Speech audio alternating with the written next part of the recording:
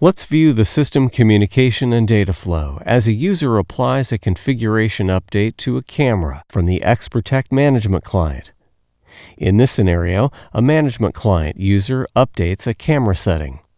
The management client sends the change to the management server via HTTP on port 80 for a Windows or Active Directory user, and via HTTPS on port 443 for a basic user. The management server then sends the configuration update to the relevant components.